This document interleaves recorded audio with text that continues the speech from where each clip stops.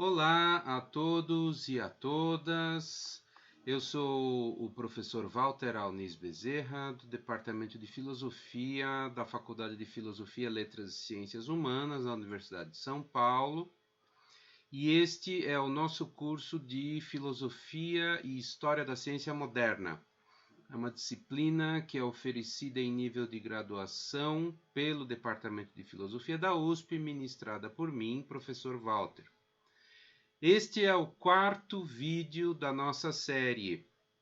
Com o vídeo de hoje, nós iniciamos a segunda parte da unidade 1 do nosso curso. A unidade 1 versa sobre a Revolução Astronômica e a parte 2 da unidade 1 versa sobre Copérnico, seus antecessores e seus sucessores e o copernicanismo de maneira geral. Na parte 1, que ocupou os 3 primeiros vídeos desta série, nós falamos sobre a astronomia e cosmologia da Antiguidade e a Idade Média. Então, tratamos, entre outros, de Ptolomeu e da astronomia geocêntrica e geostática. E observamos já no primeiro vídeo da série, quem ainda não assistiu, convido a assistir.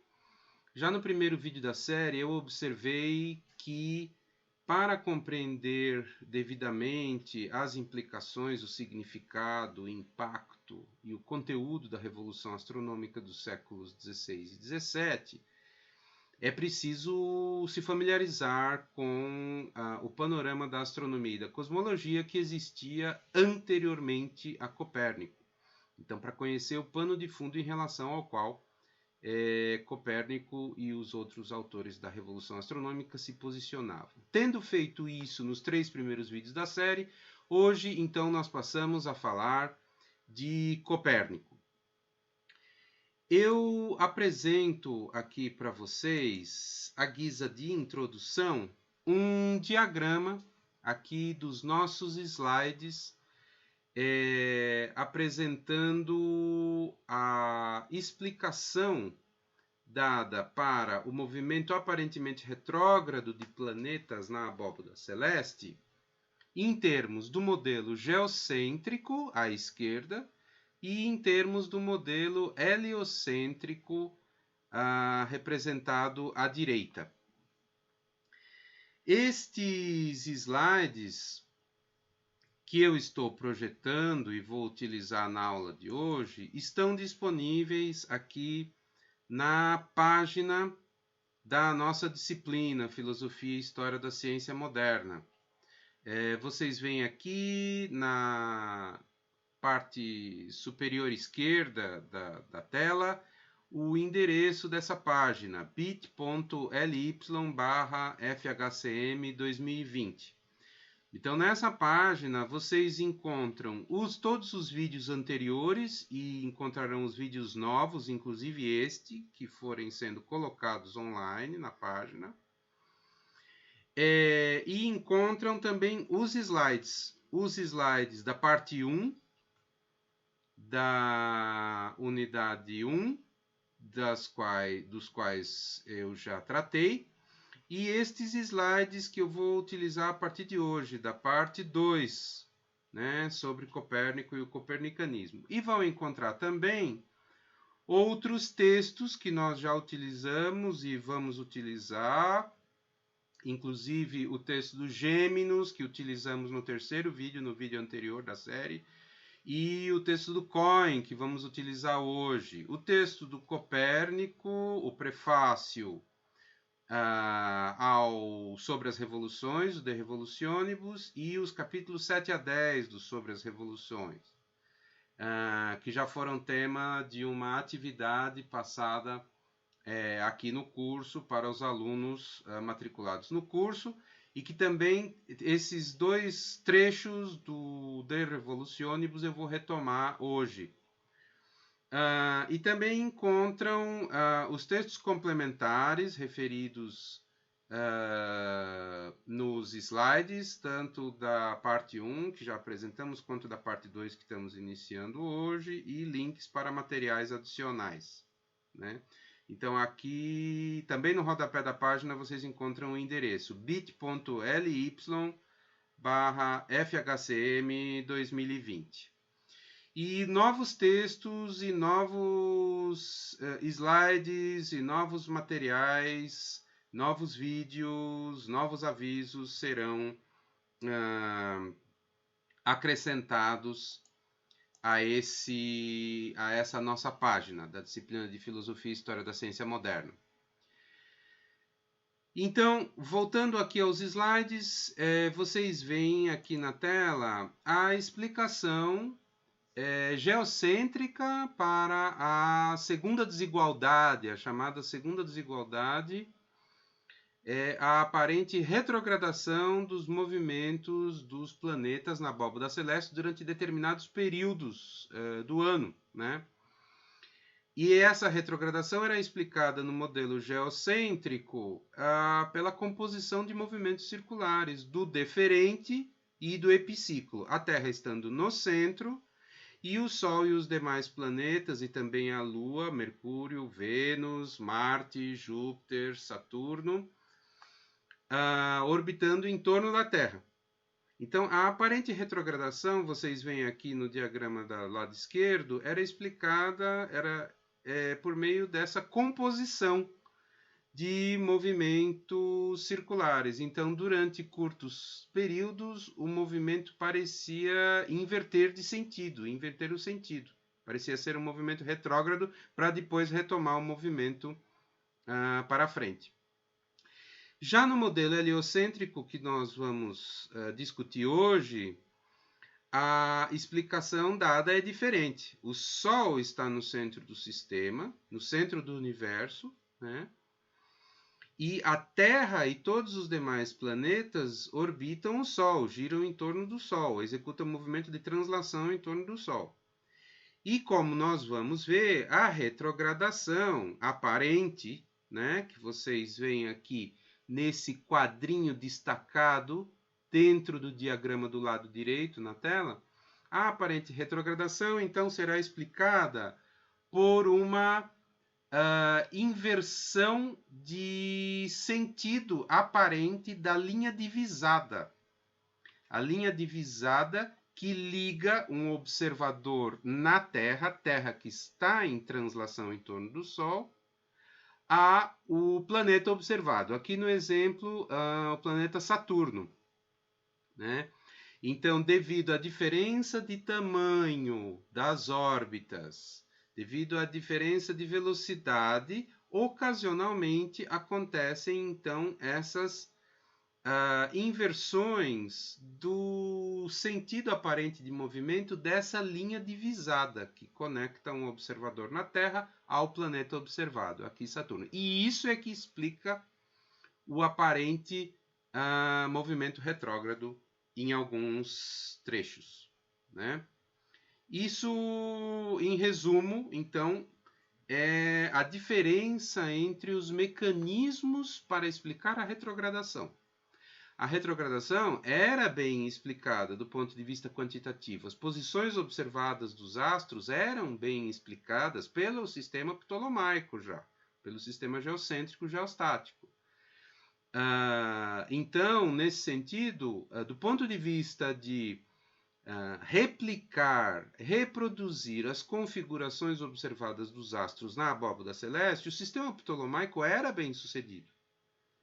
Tanto no caso dos chamados planetas interiores, Mercúrio, Vênus, quanto no caso dos chamados planetas exteriores, né? Marte, Júpiter e Saturno. E também o sistema ptolomaico, como nós vimos no segundo vídeo da série, né? Ainda na parte 1 da unidade 1, o segundo vídeo da série era sobre Ptolomeu, e ali nós vimos que o sistema ptolomaico, baseado em construtos como os epiciclos, os deferentes, os excêntricos e os equantes, era capaz de explicar, do ponto de vista quantitativo, as observações das duas desigualdades, a primeira, a variação na velocidade aparente de deslocamento dos astros na abóbada celeste, e a segunda, o aparente movimento retrógrado, e também era capaz de explicar com alto grau de precisão, dar conta de outras anomalias e variações mais finas no movimento dos planetas, né, dos astros. Lembrando que a Lua e o Sol eram considerados planetas no sistema geocêntrico. Então, essas duas desigualdades eram bem explicadas já pelo sistema ptolomaico geocêntrico. O que nós estamos vendo aqui é a mudança de centralidade. Então, a centralidade passa a ser atribuída ao Sol no sistema copernicano, né? E o mecanismo, né? A configuração geométrica que dá conta das configurações observadas é diferente. Mas vamos, então, feita essa introdução, tratar em detalhe do sistema de Copérnico, para depois, mais adiante, tratar do copernicanismo, né? E é apropriado a gente começar mostrando aqui o famoso diagrama do capítulo 10 do livro 1 Sobre as Revoluções. O diagrama é publicado, né, contendo a ordem das esferas celestes. Esse diagrama foi reproduzido, adaptado à exaustão, né, em um sem número de obras, de textos, de materiais, né? Mas é importante notar que esse diagrama ele representa apenas a ordem dos orbes celestes, das cascas esféricas, das esferas ou das cascas esféricas celestes, segundo o sistema de Copérnico. Esse diagrama não representa o sistema de Copérnico de astronomia matemática, o sistema de previsão de posições e configurações dos astros. Este é apenas um diagrama esquemático sobre a ordem dos orbes. O sistema de previsão matemática e de cálculo das configurações dos astros de Copérnico é bem mais complexo do que isso. A propósito, o livro 1 sobre as revoluções dos orbes celestes é a parte mais expositiva, mais conceitual da obra e a mais acessível para leitores, tanto na época como hoje em dia, não especializados em astronomia matemática. Ainda hoje, né, a obra de Copérnico, o De Revolutionibus, coloca um desafio formidável para seus leitores e leitoras, porque é um tratado de astronomia matemática, tal como era um tratado de astronomia matemática também o Almagesto de Ptolomeu, né, do qual já falamos em vídeos anteriores dessa série. Então, o livro 1, com seus 10 capítulos, é a porção mais, digamos, programática, mais conceitual, mais especulativa, mais cosmológica da obra. A partir daí, né, nos livros subsequentes, a obra envereda por astronomia matemática sem a menor concessão. São páginas e páginas e páginas de cálculos, né? Sobre as revoluções dos orbes celestes, o De Revolutionibus de Copérnico é amplamente considerado como uma das obras marcantes e decisivas do Renascimento e da modernidade, né, na cultura universal. Agora, é importante lembrar que o Copérnico já vinha pensando há pelo menos 3 décadas antes da publicação do De Revolutionibus. Copérnico já vinha pensando há pelo menos 3 décadas numa astronomia heliocêntrica, né, numa astronomia em bases diferentes das que se conhecia até então. E o principal testemunho das preocupações iniciais de Copérnico com o heliocentrismo, das preocupações early, como se diz em inglês, de Copérnico com relação ao heliocentrismo, O principal testemunho está numa obra chamada Comentariolos, uma obra que não foi publicada senão muito depois do tempo de Copérnico, né? Permaneceu inédita. Comentariolos, então, é a maneira como essa obra ficou conhecida. O título completo é Pequeno Comentário de Nicolau Copérnico sobre suas hipóteses a respeito dos movimentos celestes, né? O pequeno comentário, Comentariolos, tem uma tradução para o português, né, feito pelo Roberto de Andrade Martins. E o Comentariolos, então, a data de redação dessa obra é aproximada, né? Tem aí uma hipótese, uma suposição de que tenha sido escrita aproximadamente por volta de 1514. O Comentariolos é interessante porque nele Copérnico já apresenta com grande clareza o que ele chama de as exigências a respeito do novo sistema, as exigências do novo sistema a respeito dos movimentos celestes, né?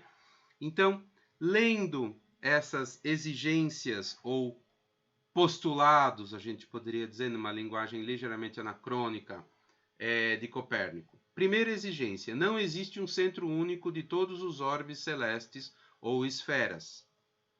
Ou seja, pode haver um centro principal, mas pode haver também centros secundários.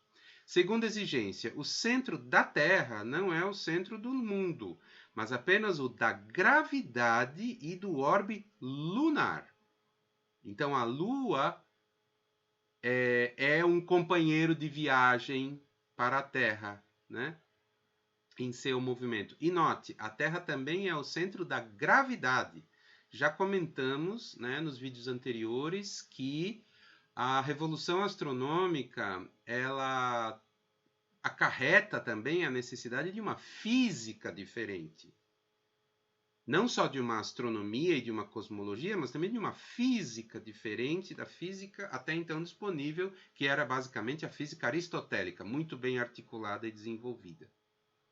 Então, essa transferência do centro da gravidade para uma Terra que não está mais no centro do mundo, por si só, já tem implicações importantes para uma física, né? Uma física celeste.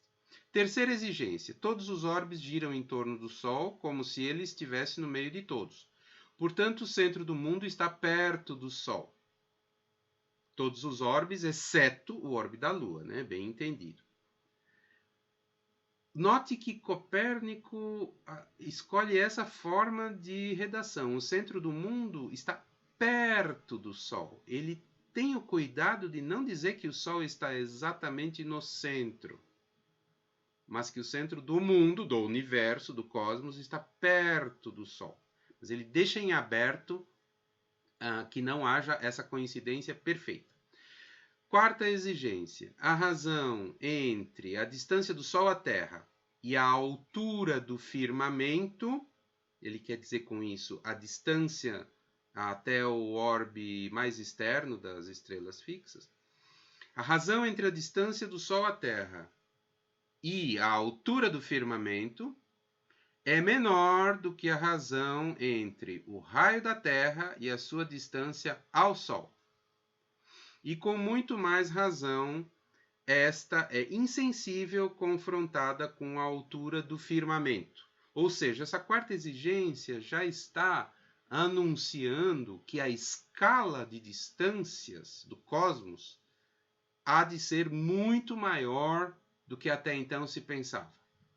Então, a escala de distância dos orbes dos planetas mais externos e, finalmente, do orbe mais externo, que é o das estrelas fixas, é muito maior. Então, estaria numa razão muito maior com qualquer distância dentro do sistema do que se pensava até então, né?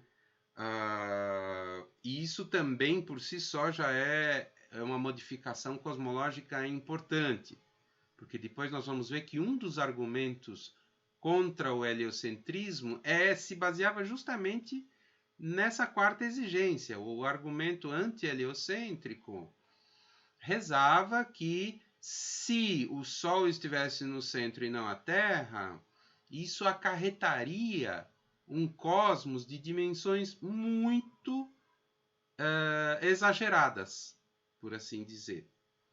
E por um princípio de economia, prosseguia o argumento, isso seria um desperdício de espaço, né? Portanto, era pouco provável que o Sol estivesse no centro e que as distâncias celestes fossem tão grandes. Então, para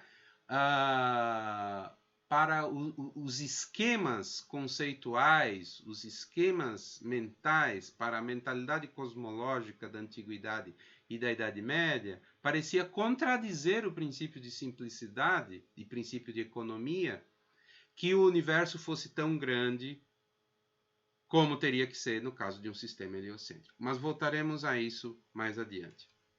A quinta exigência do Comentariolos de Copérnico, né? Qualquer movimento aparente no firmamento não pertence a ele, mas à Terra. Assim, a Terra com os elementos adjacentes gira em torno dos seus polos invariáveis em um movimento diário, ficando permanente e imóveis o firmamento e o último céu.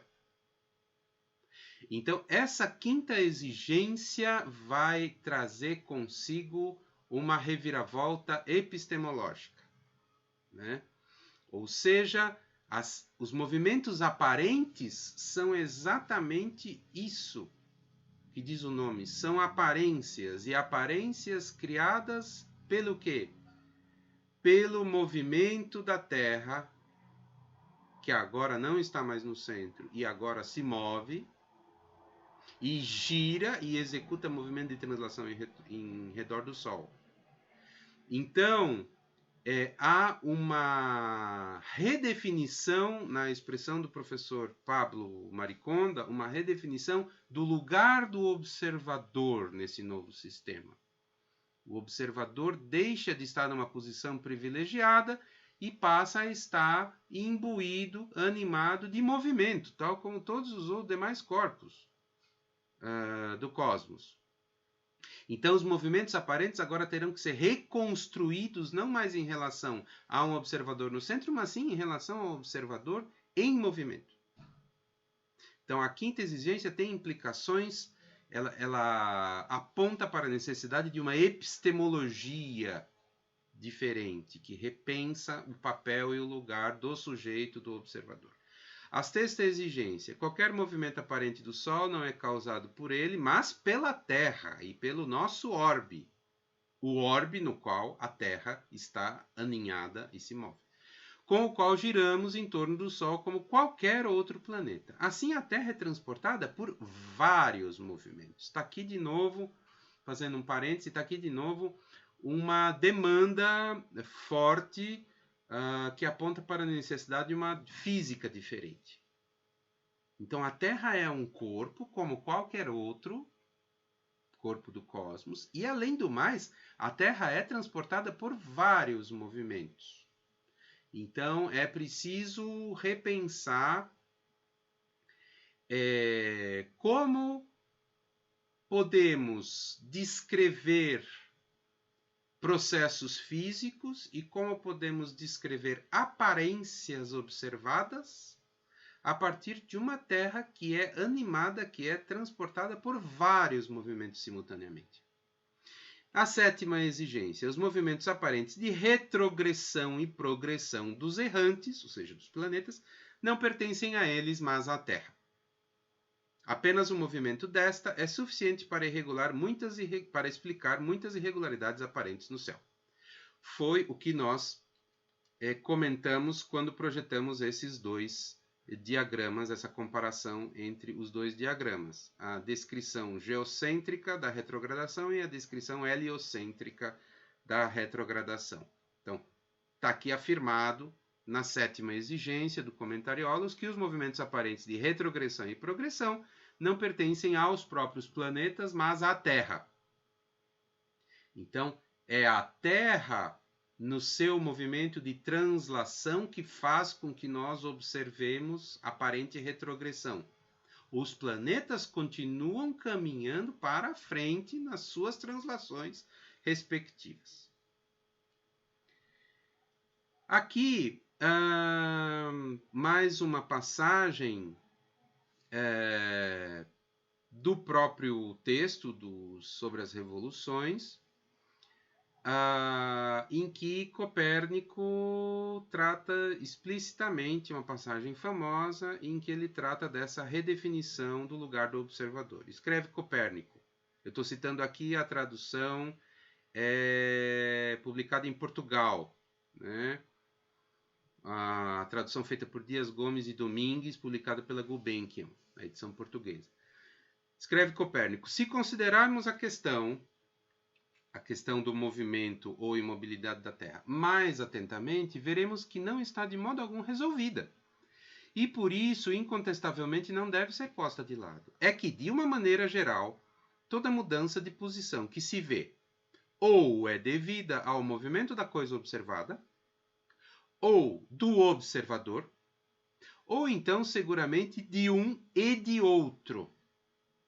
Na verdade, entre objetos que se movem igualmente na mesma direção, não se nota qualquer movimento, isto é, entre a coisa observada e o observador. Ora, a Terra é o lugar onde aquela rotação celeste é observada e se apresenta à nossa vista. Portanto, se algum movimento for atribuído à Terra, o mesmo movimento aparecerá em tudo que é exterior à Terra, mas na direção oposta. Então, a gente já tem aqui o que a gente poderia chamar de um princípio copernicano de relatividade do movimento. Então, os movimentos têm que ser pensados como relativos. Os movimentos, então, não são propriedades intrínsecas dos objetos, dos corpos, mas são relações entre o observador e a coisa observada. Então, já temos aí um princípio de relatividade de movimento, um princípio cinemático, podemos dizer, de relatividade de movimento, que vai trazer uma nova maneira de pensar a ciência do movimento como um todo, a física como um todo, né?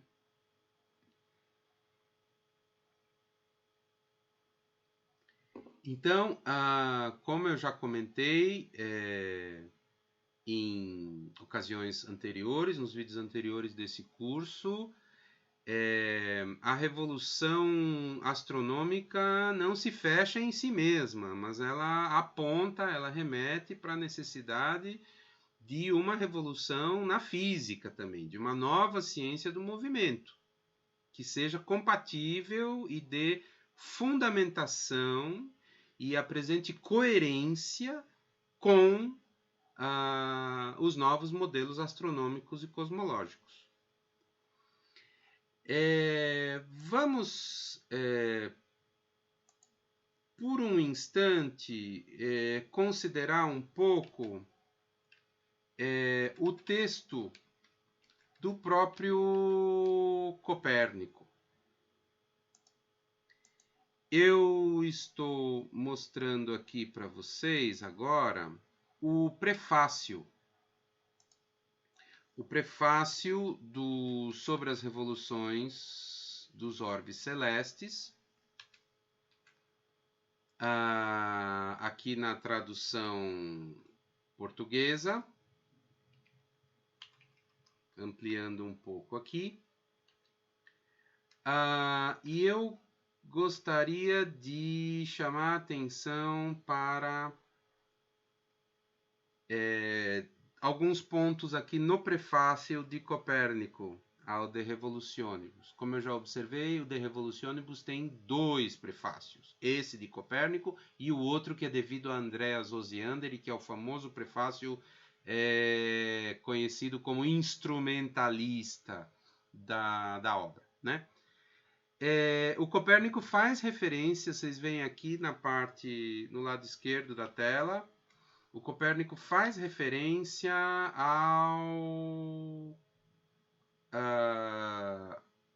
às suas reflexões anteriores, às suas reflexões já precedentes, né? E Copérnico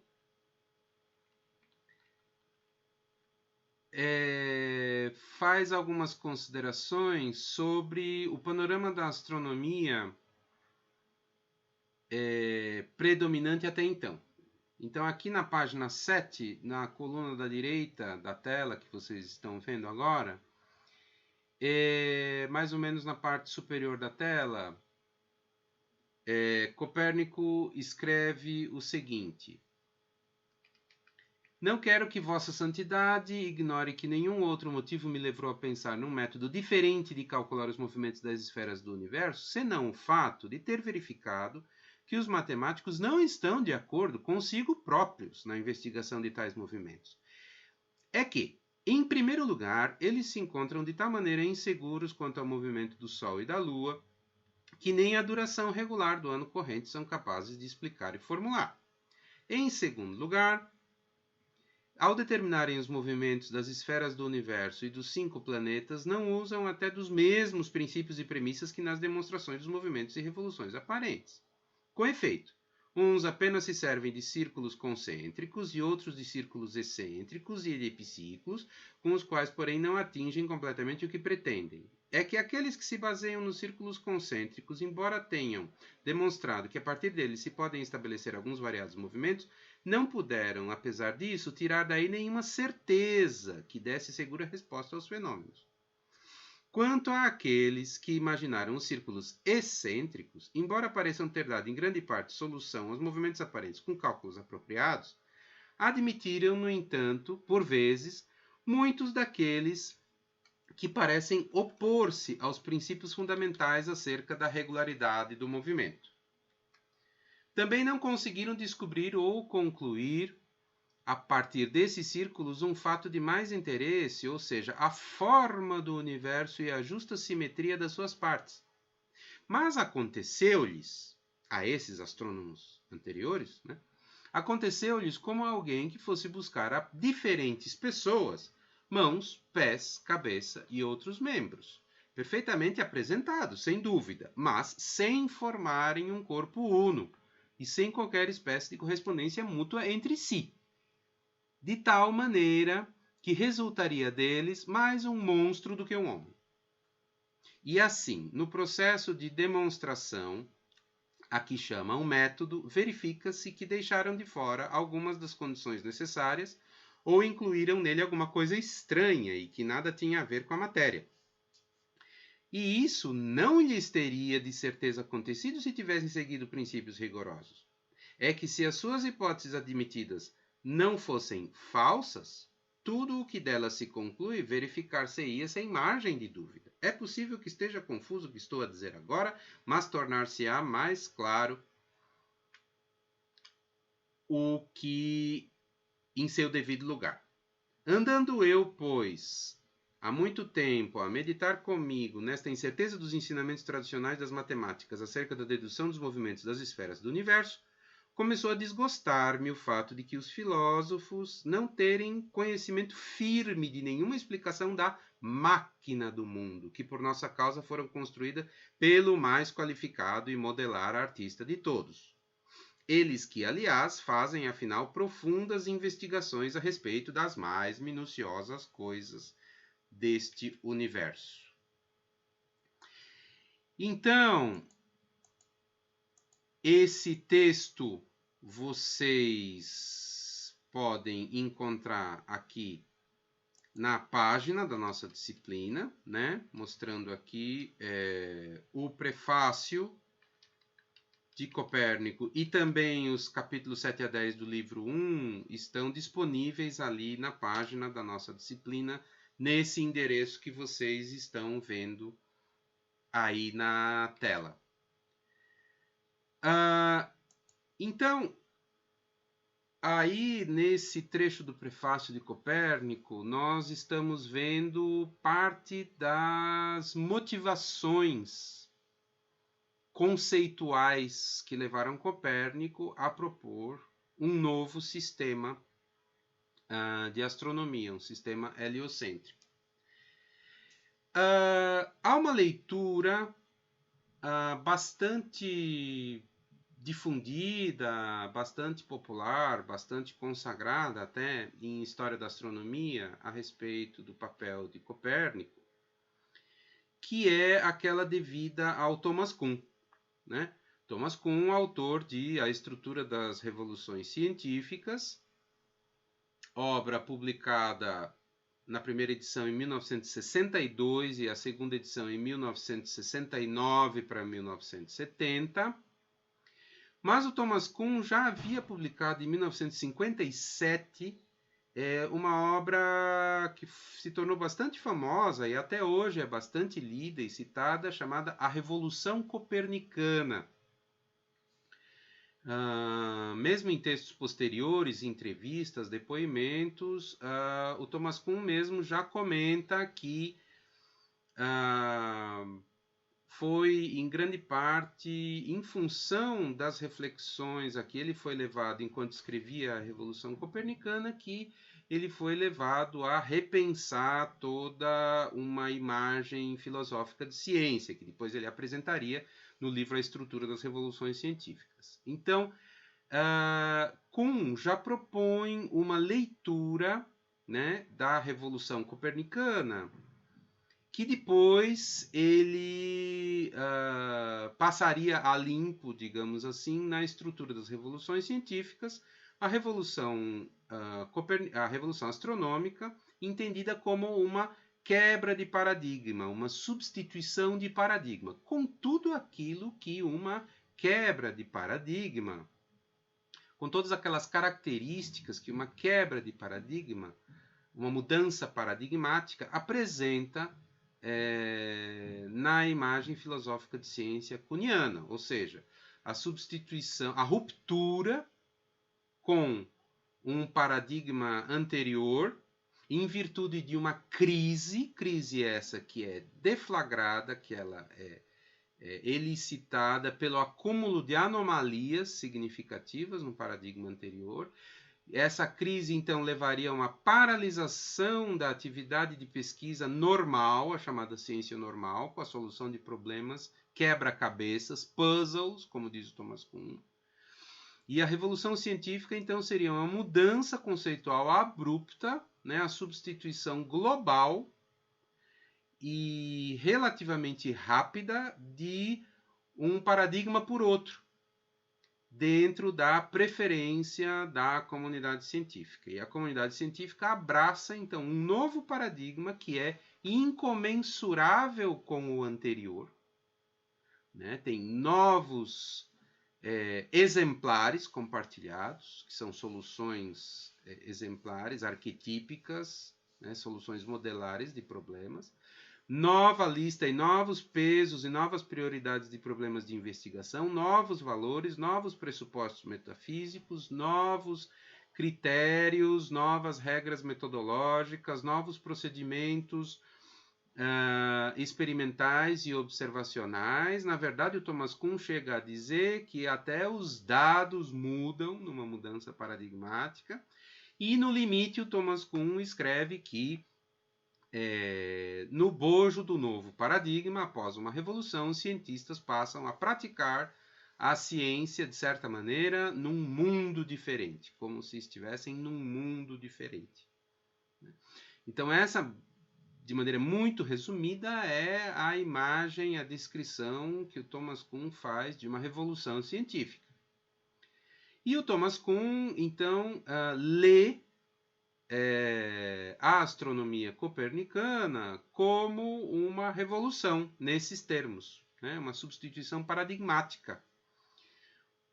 A substituição de um paradigma antigo que estava em crise por um paradigma novo incomensurável com o primeiro, né? Intraduzível, que não, ou melhor, não há uma correspondência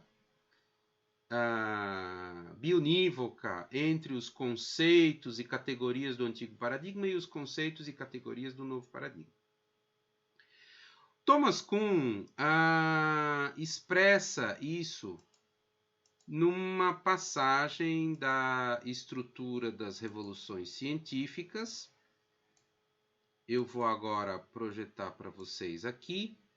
né? Eu estou projetando para vocês aqui um trecho do capítulo 7 de A Estrutura das Revoluções Científicas, no texto em inglês, né? Onde o Thomas Kuhn recupera essa leitura de crise da astronomia ptolomaica. Né? Lembrando que o capítulo 7 da edição em inglês, a numeração muda na tradução em português, publicada pela editora Perspectiva. Né? A numeração dos capítulos é diferente na tradução, na edição brasileira. Né? Então, o capítulo intitulado Crise e a Emergência das Teorias Científicas. E vejam, na parte direita da tela, aí do capítulo 7 do texto em inglês, da Estrutura das Revoluções Científicas, do Thomas Kuhn, na coluna da direita, ele escreve: o estado da astronomia ptolomaica era escandaloso antes do anúncio de Copérnico. Né?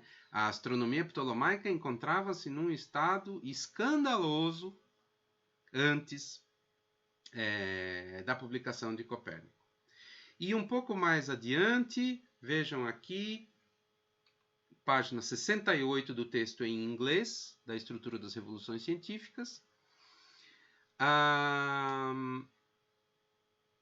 O Thomas Kuhn chama a emergência da astronomia copernicana de um caso particularmente famoso de mudança paradigmática. Né? Ele reconhece que o sistema ptolomaico era admiravelmente bem sucedido na predição das posições observadas dos astros. Né? E que no caso dos planetas, as predições de Ptolomeu eram tão boas quanto as de Copérnico. Mas, escreve Thomas Kuhn, ser admiravelmente bem-sucedido nunca é, no caso de uma teoria científica, ser completamente bem-sucedido. E aí, o Thomas Kuhn passa a uma descrição do que ele entende ser o estado de crise da astronomia ptolomaica, né, anterior a Copérnico. Né? E na página 69 do texto em inglês, aqui na coluna da direita, que vocês estão vendo na tela, ele cita, Thomas Kuhn cita exatamente essa passagem do prefácio que nós lemos agora há pouco. O próprio Copérnico escreveu no prefácio ao De Revolutionibus que a tradição astronômica que ele havia herdado havia, ao fim e ao cabo, criado apenas um monstro. Por volta do início do século XVI, um número crescente dos melhores astrônomos da Europa estavam reconhecendo que o paradigma astronômico estava falhando na sua aplicação aos seus próprios problemas tradicionais. Esse reconhecimento foi um pré-requisito para a rejeição de Copérnico do paradigma ptolomaico e a sua busca para um novo paradigma. E o seu famoso prefácio ainda hoje proporciona uma das descrições clássicas de um estado de crise. Então, essa é a leitura que o Thomas Kuhn faz, que ele apresenta. É uma leitura compatível com o estudo histórico que ele já havia feito em A Revolução Copernicana, né? Livro publicado, como eu mencionei, alguns anos antes de A Estrutura das Revoluções Científicas. Sobre essa motivação, sobre as motivações de Copérnico, nós voltaremos a falar um pouco mais adiante.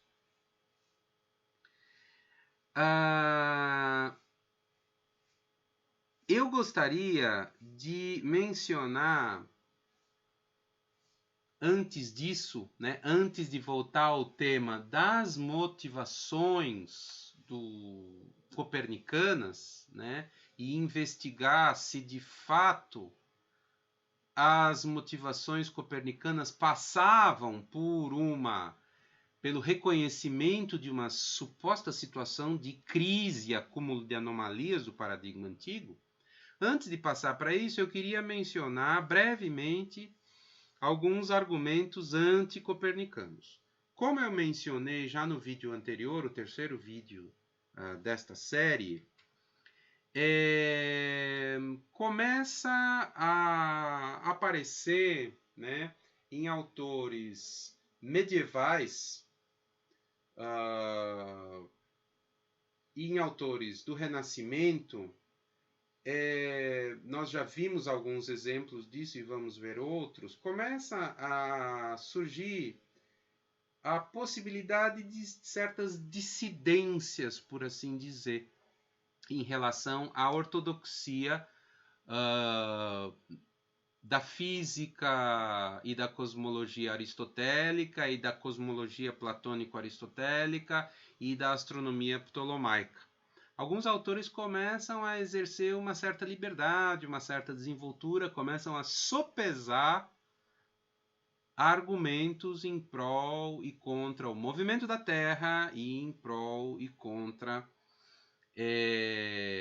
um sistema heliocêntrico. Lembrando que havia proponentes antigos, como Aristarco, já de um sistema heliocêntrico, havia proponentes antigos já, desde muitos séculos, de um sistema híbrido geo-heliocêntrico, como Heráclides, mas não havia um clima intelectual interessante e que desse respaldo para essas especulações não geocêntricas. Então não havia um pano de fundo, não havia uma rede conceitual que fosse afim, né, que tivesse afinidade com uma especulação heliocêntrica. E essa é uma das principais razões pelas quais o heliocentrismo não vingou, apesar de propostas isoladas. Bom, então, em autores, alguns dos quais nós vamos ainda voltar a discutir oportunamente, começa-se a considerar argumentos cada vez mais refinados, né? Uma esgrima de argumentos, réplicas, objeções, contra-réplicas e contra-argumentos sobre a centralidade e o movimento da Terra. Então eu vou mencionar aqui alguns argumentos anticopernicanos, né, que são importantes, que são então argumentos, são objeções com as quais um sistema heliocêntrico deveria se haver. O principal problema, né, é o argumento da paralaxe, ou melhor, a ausência de uma paralaxe observável, né? Vocês veem aí à direita um diagrama, claro, com as proporções totalmente exageradas para ressaltar melhor o efeito, né? Totalmente fora de escala.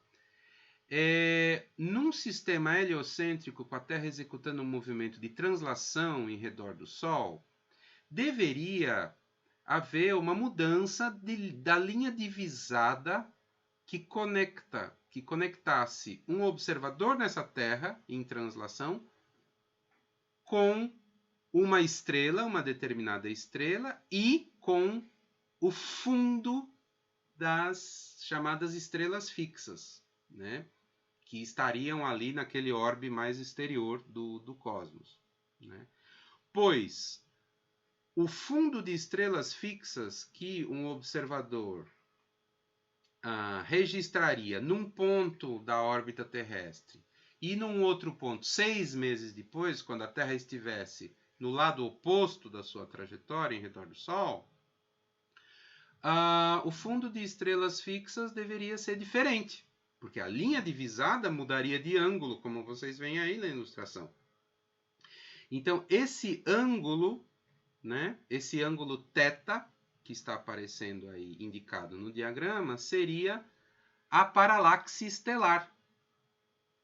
E se o sistema fosse heliocêntrico com o Sol no centro, a Terra executando um movimento de translação, e ele fosse um sistema caracterizado por distâncias, por escalas de distância, como nós vimos numa das exigências do Comentariolos de Copérnico, escala de distâncias muito maiores do que se considerava plausível até então no sistema geocêntrico,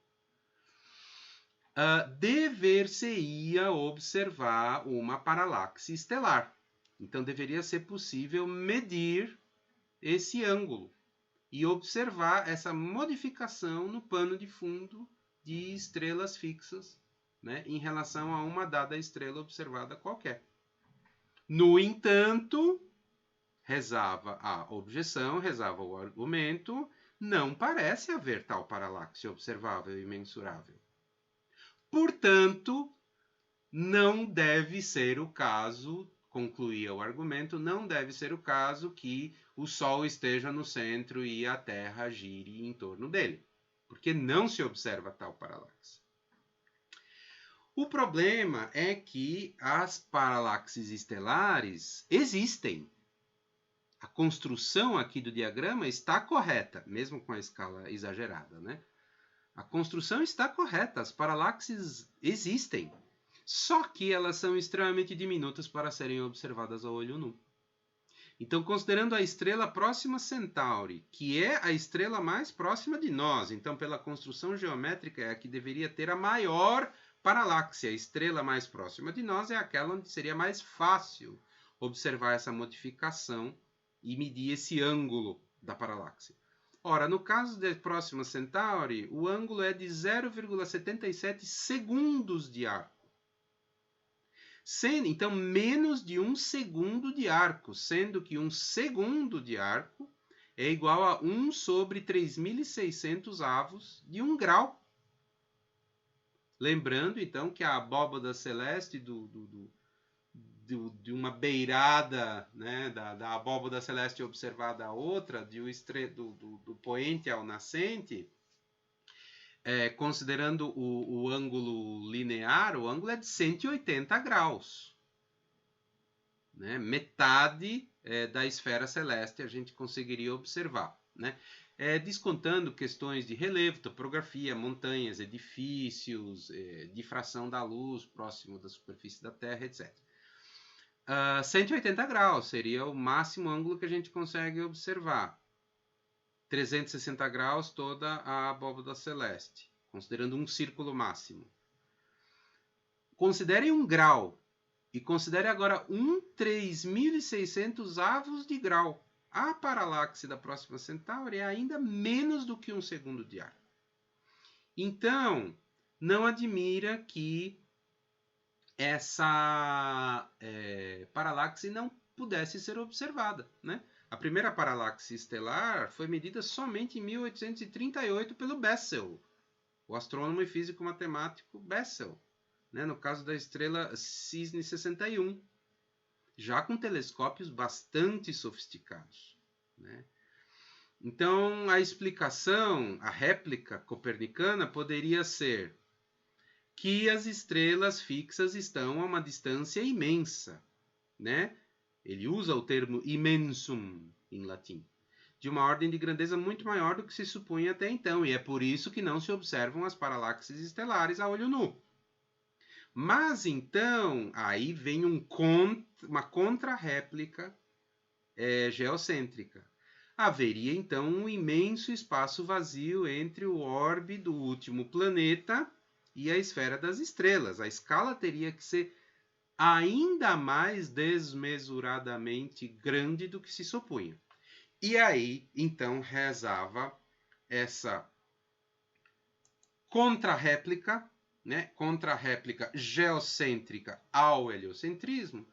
O problema aí dessa explicação, né, de tipo copernicano para a ausência de paralaxe observável, é que agora, então, num cosmos tão grande, se violaria o princípio de simplicidade e de economia, né?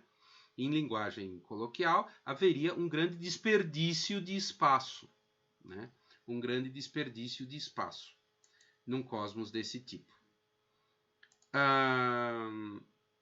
Então, contrariaria o princípio de economia da natureza. Então vejam como caminhava esse tipo de esgrima argumentativa, né? A respeito do geocentrismo e o questionamento, os possíveis questionamentos ao geocentrismo e a defesa do geocentrismo. Um segundo argumento anticopernicano que pode ser considerado diz respeito à relação com a física. Então, tirando a Terra do centro do universo, e colocando o Sol no centro do universo e colocando a Terra em movimento numa posição nada especial, uma posição comum, tal como a dos outros objetos, dos outros astros, sente-se a falta, diz o segundo argumento, sente-se a falta de uma explicação de por que os corpos graves caem em direção à Terra, uma vez que esta encontra-se fora do centro do universo e em movimento. Porque se a Terra estivesse no centro do universo e estivesse fixa aí no centro, a física aristotélica se encarregava de dar uma explicação do porquê os corpos graves caem em direção ao centro da Terra. Porque é o lugar natural dentro do cosmos aristotélico e no contexto da física aristotélica, é o lugar natural dos corpos graves. Os corpos leves podem ter um movimento ascendente ou um movimento violento, se for um movimento forçado, não natural. Mas o movimento natural dos corpos graves é em direção ao centro da Terra, porque a Terra compartilha com o centro do universo essa condição especial, né? O cosmos é dividido em regiões, né? Sublunar e supralunar. E na região sublunar, o movimento natural dos corpos graves é para baixo, para o centro da Terra. Então não havia problema. Agora, retirando a Terra do centro, passa a haver um problema. Nós já vimos que Copérnico mesmo percebe, numa das exigências do Comentariolos, né, que é preciso preservar, né, que a Terra seja o centro da gravidade. Agora, como fazer isso? Copérnico ainda não tem uma resposta para isso, né?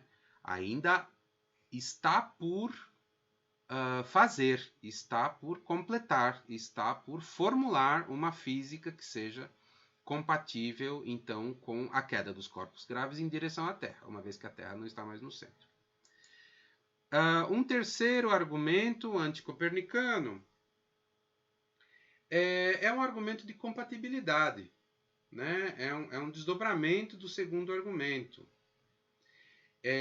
Então, de modo geral, um argumento centrado no problema da compatibilidade teórica externa tinha a ver com a existência, por um lado, de um grande sistema interdisciplinar, ou melhor,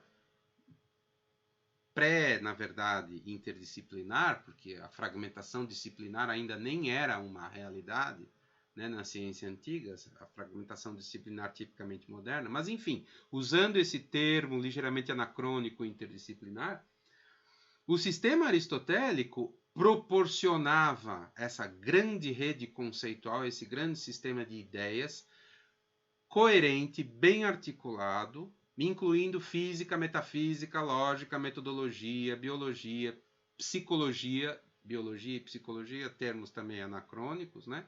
E outras ciências, e também a astronomia e a cosmologia, né? Então, havia essa grande rede, e na verdade esse estilo de pensamento, né? E esse grande sistema de ideias, fundado por Aristóteles e depois aprimorado e sintonizado nos seus detalhes pelos aristotélicos subsequentes, que dava respaldo a uma, em termos gerais, dava respaldo a uma astronomia ptolomaica geocêntrica. Por contraste, não havia um sistema que fosse alternativo ao sistema aristotélico, compatível com o copernicanismo e de comparável abrangência. Nem de longe havia. Portanto, e esse é um argumento de coerência, um argumento de tipo epistemológico, o custo epistêmico de se fazer modificações conceituais na astronomia e na cosmologia modificações que levassem para longe da ortodoxia ptolomaica, era muito elevado. Né? Acarretaria, essas modificações não passariam impunes, elas não poderiam ser feitas de uma maneira puramente ad hoc, de uma maneira puramente formal. Né? Então, esse é um argumento que tem a ver com a coerência do sistema de crenças, com a coerência do sistema conceitual global, o sistema de ideias científicas. Então, essa coerência dotava de um alto grau de justificação as hipóteses e os modelos astronômicos geocêntricos, mas não dotava de um grau satisfatório de justificação e de coerência as hipóteses heliocêntricas. Então, se por um lado havia inexistia uma física que desse respaldo às novas características dos movimentos que surgiriam no sistema heliocêntrico, também carecia, inexistia um sistema de crenças, um sistema de ideias, um sistema conceitual, uma rede conceitual que desse respaldo também às especulações, vamos dizer, de tipo heliocêntrico. Então, aí um argumento mais de perfil epistemológico, de corte epistemológico. Né? Havia também uma questão interessante que era considerada muito relevante na época, que era não só a compatibilidade externa da astronomia com uma filosofia, como nós vimos no argumento anterior, mas também a necessidade de uma compatibilidade externa da astronomia com a ortodoxia teológica, com a interpretação literal das estruturas. Das escrituras, né? Melhor dizendo. Argumentos desse tipo eram tidos como relevantes contra o heliocentrismo e eram tidos como também emprestando apoio significativo para o geocentrismo. Né? Então, os intérpretes literais das escrituras apontavam passagens, né? Especialmente do Antigo Testamento, como essas que eu menciono aqui no lado direito da tela, vocês veem aí a famosa passagem de uma batalha ali narrada no livro de Josué, no Antigo Testamento, né? Onde o texto bíblico diz: o sol se deteve, a lua parou, até que o povo de Israel se vingasse dos seus inimigos na batalha. O sol, pois, se deteve no meio do céu e não se apressou a pôr-se quase um dia inteiro. Então, o fato desse milagre veterotestamentário, né, do sol parando por algum tempo em seu movimento na abóbada celeste, era interpretado, em termos literais, como uma decorrência do fato de que o sol se move ao redor da Terra. Né? Também havia interpretações literais dessa passagem, como do Eclesiastes, né? O livro do pregador, né? Também do Antigo Testamento. Um verso que diz: nasce o sol e põe-se o sol e volta ao seu lugar de onde nasceu. Também uma leitura literal parecia sugerir que o sol é que gira ao redor da Terra. Né? E Gênesis, lá na narrativa da criação, no livro de Gênesis, o primeiro livro do Antigo Testamento, não passava despercebido aos intérpretes que a Terra, na narrativa do Gênesis, a Terra havia sido formada primeiro. E somente depois o Sol, a Lua e as estrelas. Né? Então, depois da Terra passar do seu estado original de sem forma e vazia para um estado criado, de um mundo criado, somente depois disso, diz o texto de Gênesis, é que Deus pôs os dois grandes luminares e as estrelas na expansão dos céus para alumiar a terra. Então, de novo, parecia haver uma prioridade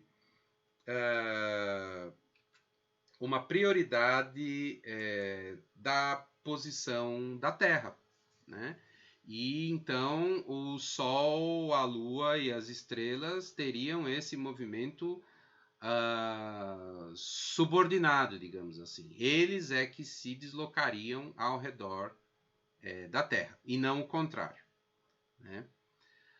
Há um outro argumento que foi bastante discutido, e esse diz respeito ao problema da Terra executar um movimento de rotação, né?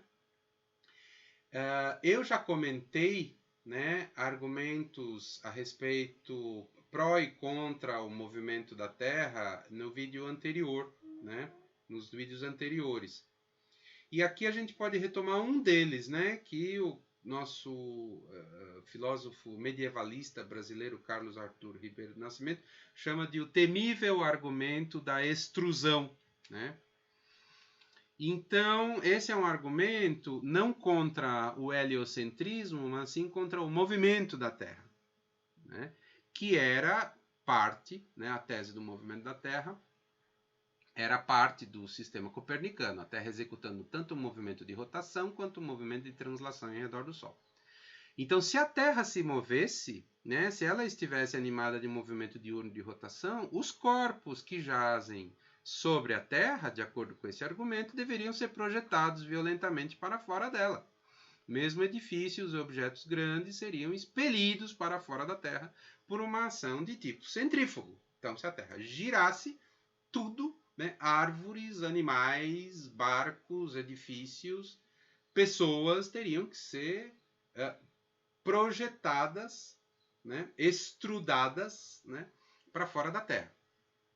No entanto, não é isso que se observa. Os objetos conseguem permanecer fixos em repouso na superfície da Terra.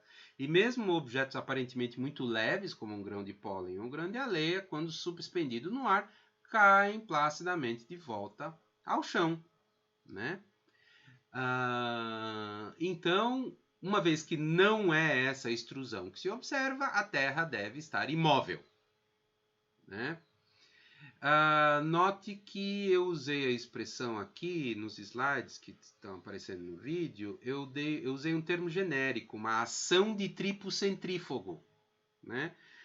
Eu não estou falando nem de força, nem de aceleração, nem de inércia, porque no contexto da física da antiguidade não se empregava esses conceitos de força, nem de aceleração, nem de inércia.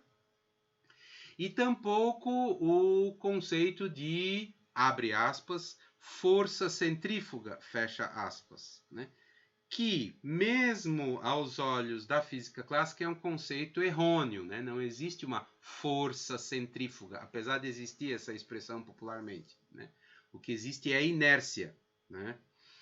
Que explica o efeito, né, dessa ação de tipo centrífugo. Não é uma força centrífuga, é a inércia.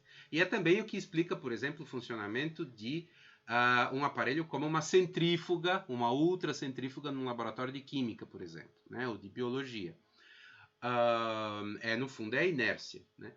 Mas nem o conceito de força, nem de aceleração, nem de inércia, nem o conceito incorreto de força centrífuga faziam parte do linguajar da física da antiguidade. E um último argumento anticopernicano que eu quero mencionar, ele retoma ideias que eu já citei de passagem há pouco, né?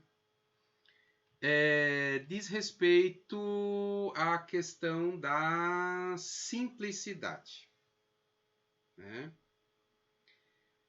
Há uma narrativa mais ou menos disseminada, mais ou menos difundida, especialmente em exposições populares a respeito de história da astronomia, a respeito da Revolução Copernicana, a respeito da Revolução Astronômica. Há uma certa narrativa bastante difundida, segundo a qual o sistema de Copérnico superaria, né, e em última análise teria superado e vencido o sistema ptolomaico por ser mais simples, né? Então, é muito frequente a gente encontrar, especialmente em exposições populares, essa justificativa, né? para o predomínio ao fim e ao cabo, o predomínio da astronomia heliocêntrica copernicana sobre a astronomia geocêntrica ptolomaica. O sistema copernicano seria supostamente mais simples. Então a gente encontra em muitos lugares, na mídia, em reportagens, em documentários, em textos de divulgação, esse tipo de narrativa. Né? E eu quero me deter um pouco a respeito desse argumento, né? E seus problemas, suas dificuldades. E com isso também vamos recuperar o tema que eu já anunciei de passagem, o tema das motivações de Copérnico e as motivações que podem ser consideradas como tendo estado subjacentes à vitória, né, ao fim e ao cabo, do sistema copernicano. Com relação ao valor cognitivo da suposta simplicidade, é importante notar, e esse é o argumento, né, que não havia um ganho significativo ao se passar do sistema ptolomaico para o copernicano. Se nós entendemos complexidade e simplicidade como estando relacionada com o número de movimentos circulares postulados.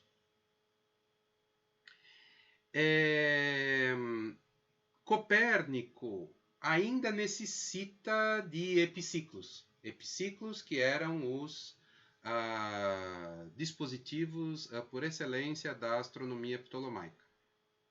Então, Copérnico ainda necessita de epiciclos para fazer os cálculos matemáticos precisos a respeito dos movimentos aparentes e das posições observadas dos astros. Aqui eu mostro para vocês a reprodução de uma imagem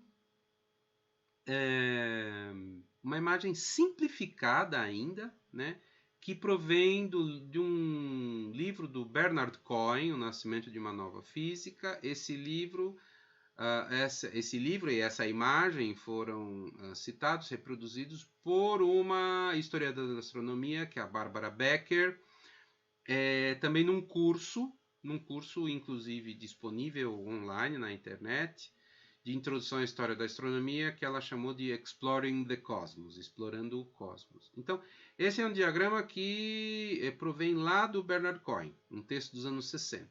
Né? Essa é uma representação gráfica, comparativa, e é simplificada e conservadora do número de movimentos circulares, o número de círculos dos dois sistemas. O ptolomaico geocêntrico à esquerda e o copernicano heliocêntrico à direita. Né? Então, mesmo nessa representação simplificada, já dá para perceber que, na hora de fazer os cálculos e obter os valores precisos para então comparar com as observações, tanto o sistema de Ptolomeu quanto o de Copérnico precisam postular vários movimentos circulares. Então, se numa primeira aproximação nós pensarmos simplicidade como uma medida, digamos assim, do número de círculos empregados no sistema astronômico em questão, já surge um problema.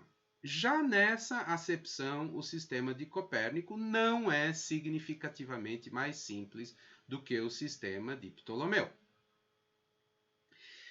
No Comentariolos, né, obra que eu já citei no início já do vídeo de hoje, Copérnico já menciona a necessidade de supor pelo menos 34 círculos, 34 movimentos circulares para o sistema completo.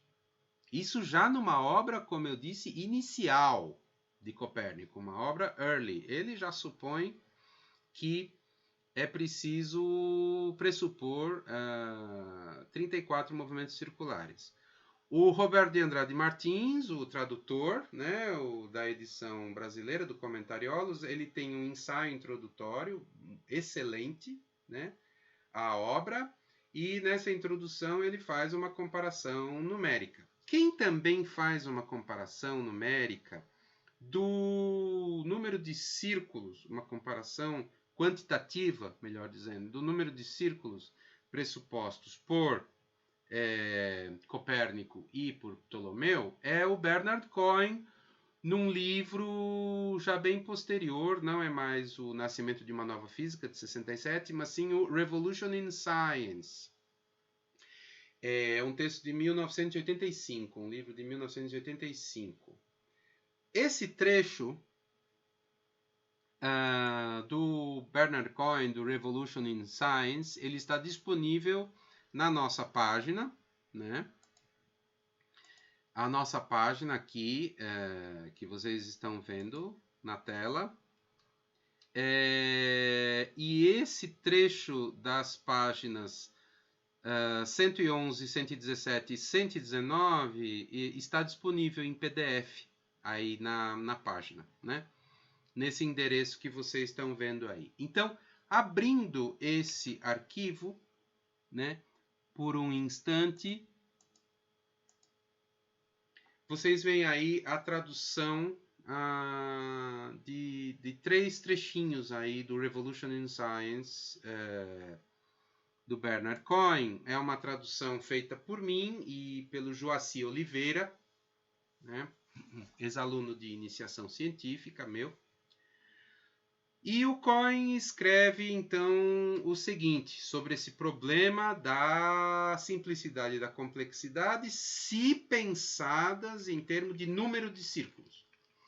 Escreve o Cohen: o diagrama das esferas de Copérnico foi erroneamente interpretado como uma versão do sistema do universo copernicano, com os círculos denominados 2 órbita de Saturno, 3 órbita de Júpiter e assim por diante. Ele se refere exatamente a esse diagrama que a gente já viu no início, né? E que eu já alertei que é um diagrama que representa a sequência dos orbes e não a configuração geométrica em toda a sua complexidade necessária para realizar os cálculos. Então, o Cohen ressalta isso, né? É claro que Copérnico estava plenamente consciente que nenhum conjunto de movimentos circulares simples poderia fornecer uma representação precisa do mundo celeste. Assim, ele foi levado a construir um sistema complexo, enunciado pela primeira vez no tratado preliminar denominado Commentariolus, redigido em 1514, porém não publicado antes do século XIX, e depois desenvolvido plenamente no De Revolutionibus. Qualquer pessoa familiarizada com astronomia há de perceber que o diagrama do livro 1 do De Revolutionibus, aquele que nós vimos nos slides, que vocês podem ver nos slides, era, na melhor das hipóteses, um modelo esquemático e super simplificado do sistema. Para dar conta de uma variedade de fenômenos, Copérnico introduziu não apenas um certo número de epiciclos, mas também epiciclos sobre epiciclos. Veremos adiante que, no que se refere ao número de círculos, a alegação de uma grande simplicidade do sistema copernicano, por contraste com uma grande complexidade do sistema ptolomaico, deve ser tomada com um grão de sal. Na verdade, com um monte de sal, com um saleiro todo. O próprio Copérnico, no Commentariolus, admitiu que 34 círculos são necessários para representar toda a estrutura dos céus e todo o balé dos planetas. Um pouco adiante, o Bernard Cohen escreve, no Revolution in Science: ao considerar uma possível revolução copernicana na astronomia, não na cosmologia nem na filosofia do movimento circular, né? É um aspecto que nós já observamos hoje nesse vídeo e em vídeos anteriores, devemos comparar e contrastar os esquemas copernicano e ptolomaico para calcular o movimento da Terra, ou o movimento aparente do Sol, dos planetas e da Lua. Será que os métodos de Copérnico forneceram resultados mais precisos aos astrônomos?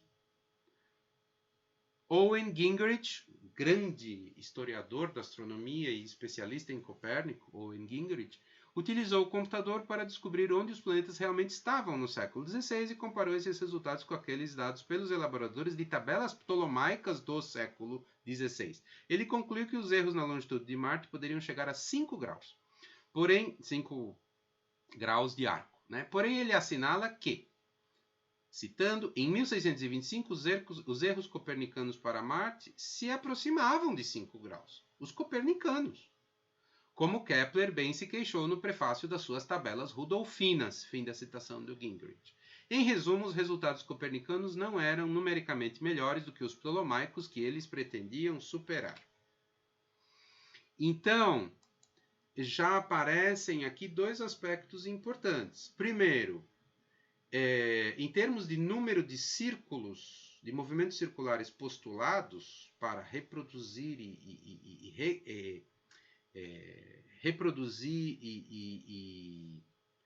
gerar os valores numéricos precisos, compatíveis com as observações disponíveis, Copérnico precisava postular muitos círculos, muitos movimentos circulares uniformes, como nós vimos naquele diagrama reproduzido do Nascimento de uma Nova Física do Bernard Cohen. E, em segundo lugar, do ponto de vista da precisão, em vista dos dados observacionais disponíveis na época, também o sistema de Copérnico não produzia resultados mais precisos, significativamente mais precisos, do que o sistema ptolomaico. Então, também com o que diz respeito à questão da precisão observacional, o sistema copernicano também não apresentava uma vantagem significativa em relação ao sistema ptolomaico.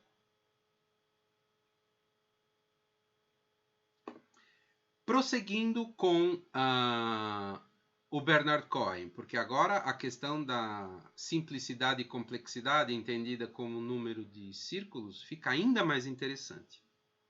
Vejam a passagem que está sendo projetada. Mesmo que o sistema copernicano não tenha produzido resultados mais precisos, afirmou-se frequentemente que o sistema era mais simples e mais elegante do que o esquema ptolomaico. Por exemplo, uma famosa história da ciência, que é a do Mason. E que os cálculos astronômicos tornaram-se mais fáceis com o esquema copernicano devido ao menor número de círculos envolvidos nos cálculos.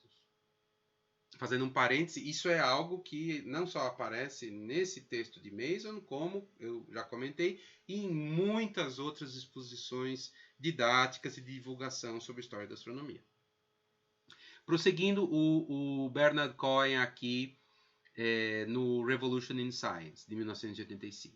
Uma biografia de Copérnico subtitulada O Fundador da Moderna Astronomia quer nos fazer crer que, citando Armitage, ao fazer a Terra girar sobre o eixo e descrever uma órbita, Copérnico reduziu em mais da metade o número de movimentos circulares que Ptolomeu achou necessário postular. Muitas descrições desse tema apresentam aquilo que Robert Poulter denominou a Síndrome do 8034. Um dogma que remonta pelo menos à breve História da Astronomia de Arthur Berry, de 1898, segundo a qual o universo copernicano requeriria, sim, apenas 34 círculos, enquanto Ptolomeu e seus seguidores precisariam de 80. Então, de novo, a gente tem aí, mesmo com Copérnico admitindo que necessita postular 34 movimentos circulares, ainda assim a balança da simplicidade penderia em favor de Copérnico, porque Ptolomeu e seus seguidores precisariam de muito mais, de 80. Voltando à citação. Na verdade, não é fácil dizer exatamente quantos círculos cada sistema requeria. O número depende da maneira de calcular e do estado de desenvolvimento do sistema. Vimos que Copérnico afirmou no final de seu comentário que necessitava apenas 34 círculos. Porém, o historiador da astronomia alemão Ernest Zinner afirmou que Copérnico precisava, na realidade, de 38. Arthur Koestler determinou que o número de círculos utilizados no De Revolutionibus era 48. Otto Neugebauer, outro famoso historiador da astronomia, situou o número de esferas necessárias para Ptolomeu como sendo 43. Portanto, 5 a menos do que no De Revolutionibus de Copérnico. Owen Gingerich descobriu que a comparação entre o sistema copernicano e o sistema clássico ptolomaico fica mais precisa se limitarmos a contagem dos círculos aos mecanismos de declinação para o Sol, a Lua e outros planetas. Nesse caso, Copérnico necessita de 18 e Ptolomeu de 15 movimentos circulares. Assim, ele concluiu que o sistema copernicano é ligeiramente mais complicado do que o sistema ptolomaico original. Então, vejam como a situação fica complicada, né? Como a questão da simplicidade, da suposta simplicidade maior do sistema de Copérnico fica complicada. Porque não há acordo entre os historiadores e intérpretes e historiadores da astronomia a respeito do número exato de movimentos circulares que era necessário postular no sistema ptolomaico e no sistema copernicano. E as estimativas desse número divergem, né? Segundo a maneira, os critérios de delimitar e de selecionar o tipo de números, o tipo de movimentos circulares necessários para então fazer a contagem. Então, tem desde a contagem 80 círculos para Ptolomeu e 34 círculos para Copérnico, passando por 43 círculos para Ptolomeu e 48 círculos para Copérnico, e chegando finalmente a 15 círculos para Ptolomeu e 18 círculos para Copérnico. Então, há uma grande ambiguidade, a respeito de como fazer essa contagem. Se, bem entendido, nós entendermos simplicidade e complexidade como medidas, como expressas em termos do número de movimentos circulares que é necessário postular, o número de círculos postulados. Então, o Cohen finaliza, né, essa passagem que eu estou citando, escrevendo: evidentemente, não houve revolução copernicana no que se refere à simplificação do sistema astronômico. Em todo caso, não é simplesmente o número total de círculos que determina qual dos dois sistemas astronômicos é o mais simples. Essa frase é decisiva, essa frase do Cohen é decisiva. Repetindo, em todo caso, não é simplesmente o número total de círculos que determina qual dos dois sistemas astronômicos é o mais simples. E independente de quantos círculos Copérnico possa ter precisado ou achado que precisava, o fato é que basta folhear por alto as páginas do De Revolutionibus, em qualquer uma das 3 traduções inglesas, em qualquer uma das 2 edições facsimilares do manuscrito, em qualquer uma das impressões originais ou qualquer reimpressão latina posterior, basta folhear para ficar impressionado com o uso dos epiciclos por Copérnico, página após página. Até mesmo um iniciante há de reconhecer nos diagramas do De Revolutionibus e do Almagesto uma semelhança de métodos e construções geométricas que, atenção agora, invalida qualquer afirmativa simples de que o livro de Copérnico é, em qualquer sentido óbvio, uma obra mais moderna ou mais simples do que a de Ptolomeu. Até aqui a citação do Cohen, Revolution in Science. Terminamos aqui com a página 119. Tradução feita por mim e pelo Joaci Oliveira. Então, já estamos vendo que, se interpretarmos simplicidade como sendo expressa ou medida pelo número de círculos, movimentos circulares que é necessário postular, não é claro de maneira nenhuma que o sistema de Copérnico seja mais simples do que o sistema de Ptolomeu. Agora, como sugere, como indica o próprio Cohen nessa passagem que nós acabamos de ler, não parece ser a contagem de círculos, de movimentos circulares pressupostos, uma boa expressão do conceito de simplicidade teórica. Né? Parece uma primeira leitura óbvia, talvez, do conceito de simplicidade num sistema astronômico, quer seja geocêntrico, quer seja heliocêntrico, mas não é uma boa expressão desse valor cognitivo da simplicidade.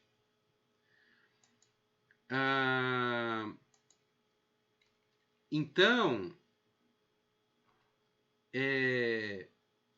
que tal se pensarmos, como vocês estão vendo sugerido aí nos nossos slides, que tal se pensarmos a simplicidade teórica de um outro ponto de vista? se pensarmos de maneira diferente o que se entende por simplicidade e complexidade teórica?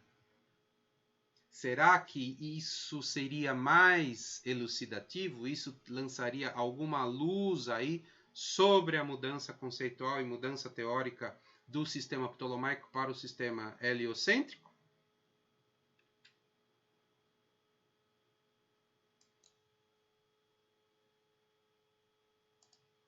Como uma alternativa ao entendimento de simplicidade e complexidade em termos de número, contagem do número de círculos pressupostos pelos modelos, nós poderíamos pensar simplicidade, o valor cognitivo da simplicidade, de uma outra maneira, em termos do grau de unificação teórica e à medida em que os mecanismos são homogêneos, né? A homogeneidade dos mecanismos postulados.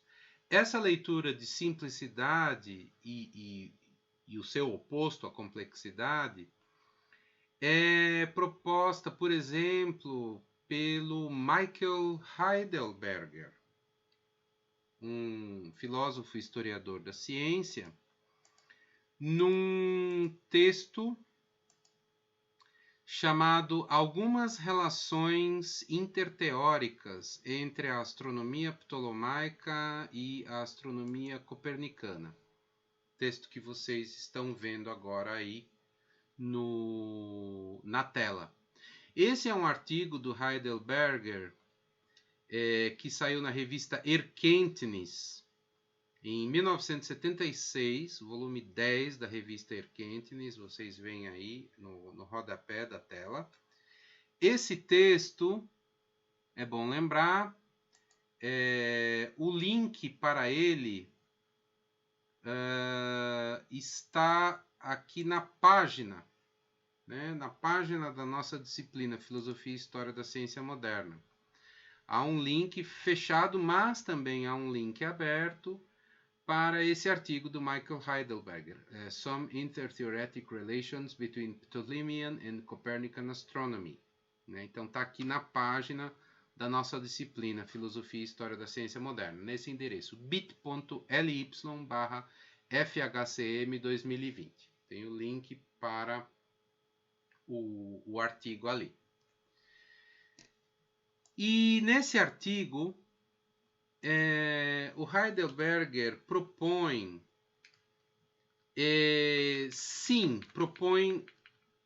aceitar sim a tese de que a teoria do Copérnico é mais simples do que a teoria de Ptolomeu, mas fazendo uma leitura diferente da simplicidade, ou seja, interpretando diferentemente o valor cognitivo da simplicidade. Ele vai propor uma leitura estrutural do valor da simplicidade. Então, indo agora para a página 325 desse artigo do Heidelberger, de 1976, na página 325, o autor, então, escreve o seguinte: o conceito de simplicidade estrutural ele vai mencionar como um segundo fator interno para a escolha teórica. Com as considerações seguintes, eu não pretendo entrar nem na discussão da simplicidade da teoria copernicana, segundo a linha impressa em muitas apresentações populares, né, de divulgação e de outros tipos. Deixe-me explicar, em primeiro lugar, o que eu não entendo por esse termo. Eu não quero dizer que, com respeito aos elementos teóricos, o sistema copernicano é mais simples do que o sistema ptolomaico. Pode-se mostrar que essa visão é um mito. E aí ele remete justamente ao Robert Palter, na nota 7 do artigo. Ele remete ao Robert Palter num artigo de 1970 que o Bernard Cohen já havia citado na passagem que nós lemos há pouco. Então, ele diz, essa visão de que, do ponto de vista dos elementos teóricos, o sistema copernicano é mais simples do que o sistema ptolomaico, pode ser mostrada como sendo um mito. Ao contrário, Ptolomeu e a tradição ptolomaica fazem menos uso de epiciclos do que Copérnico no De Revolutionibus. Também, por simplicidade estrutural, eu não quero dizer, continua o Heidelberger, não quero dizer que uma psicologia seja mais simples de apreender do ponto de vista psicológico, nem que a imagem realista de mundo que normalmente acompanha a teoria seja simples. Aqui com realismo, realistic, o termo em inglês, ele está remetendo a uma leitura realista das teorias científicas, uma interpretação realista das teorias científicas por oposição a uma interpretação instrumentalista. Ele também não está dizendo que a imagem de mundo, em termos realistas, que normalmente acompanha a teoria, seja simples. Ao contrário, a simplicidade estrutural da teoria copernicana deve ser encontrada, em linhas gerais, nas fortes interconexões dedutivas do vocabulário básico da teoria. Copérnico propõe uma interdependência dos termos, lembrando, que termos expressam conceitos, dos termos longitude, latitude e distância, de maneira que uma uniformidade maior do sistema é obtida. Então, ele continua. Suponhamos que as mesmas sentenças singulares observacionais seguem-se de duas teorias. Nesse caso, eu vou dizer que uma teoria, eu vou chamar uma teoria de estruturalmente mais simples do que a outra, se a teoria nos permitir enxergar, vislumbrar um número maior de regularidades nessas sentenças observacionais do que a outra teoria. Para a teoria menos simples, há fatos que são obtidos, que resultam apenas de forma contingente, enquanto que para a teoria mais simples, esses fatos são necessários e dá-se conta deles por sentenças que expressam regularidades.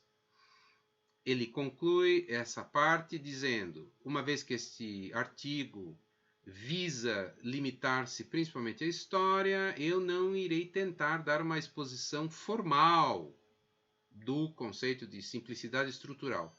Basta saber, do ponto de vista intuitivo, que a simplicidade estrutural tem algo a ver com à medida em que uma teoria expressa regularidades ou sua capacidade de sistematizar, a sua, entre aspas, o seu, entre aspas, poder sistematizador, poder sistemático.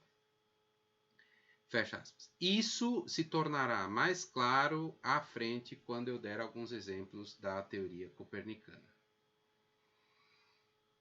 Mesmo não achando o termo simplicidade o mais adequado para se referir à propriedade em questão, eu irei continuar a utilizá-lo como fazem os historiadores quando tratam dessa propriedade, o que raramente é o caso. Então, o Heidelberger está propondo aqui uma outra leitura do conceito de simplicidade teórica. Não mais naquela primeira leitura, naquela primeira interpretação, digamos, mais ingênua em termos de uma contagem do número de círculos, de movimentos circulares pressupostos pela teoria, mas sim num sentido mais orgânico de simplicidade. A simplicidade como integração sistemática.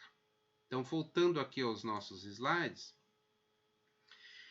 é interessante notar que aqui já temos um bom exemplo, um claro caso de interpretação aberta, de uma certa latitude de interpretação de um valor cognitivo do conhecimento científico. Quer dizer, a simplicidade foi interpretada por alguns autores em termos de contagem do número de círculos pressupostos pela teoria, e a simplicidade também pode ser pensada como uma medida do grau em que a teoria dá conta dos seus modelos empíricos, da sua base empírica, dos seus fatos observacionais, por meio de uma estrutura mais estreitamente amarrada, mais homogênea e mais estreitamente amarrada. Né? E nesse caso, então, o sistema copernicano seria sim mais simples do que o ptolomaico. Lembrando que essa é uma leitura que não é a leitura usual, não é a leitura mais difundida do valor da simplicidade, pensando simplicidade num sentido mais orgânico. Essa propriedade dos valores cognitivos de admitirem diferentes leituras ou diferentes interpretações, né, da qual nós temos um exemplo aqui, né, já foi discutida por alguns filósofos da ciência, é um tema bastante interessante esse, a possibilidade de que os valores cognitivos dos conhecimentos científicos são, na sua interpretação, de certa maneira, subdeterminados. É possível fazer leituras distintas de um mesmo valor cognitivo, no caso da simplicidade. Nesse sentido, e acho que é bastante plausível essa leitura do Heidelberger, nesse sentido, sim, a teoria do Copérnico é mais homogênea, é mais orgânica, é mais unificada, ela tem uma estrutura geral simples, ainda que, do ponto de vista do cálculo numérico, né, dos parâmetros empiricamente observáveis dos fenômenos celestes, ela não seja mais simples, porque necessita também de epiciclos, necessita desses construtos.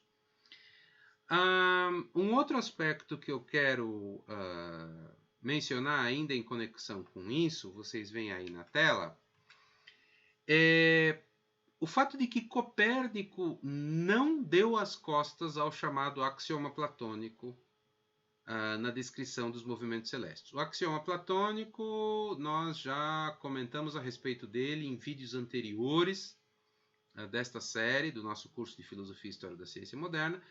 O axioma platônico, creditado, atribuído a Platão, embora não haja um registro explícito, né, desse princípio, dessa injunção em Platão, né?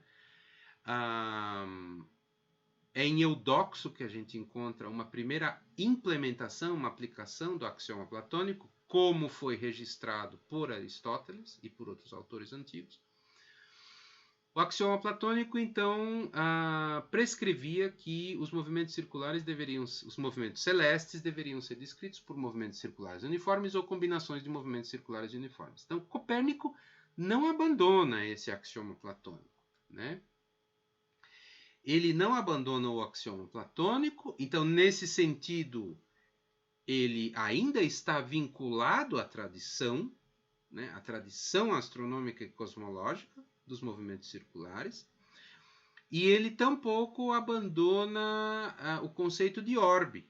Né? Não à toa o título da obra de Copérnico é sobre as revoluções dos orbes celestes. Né?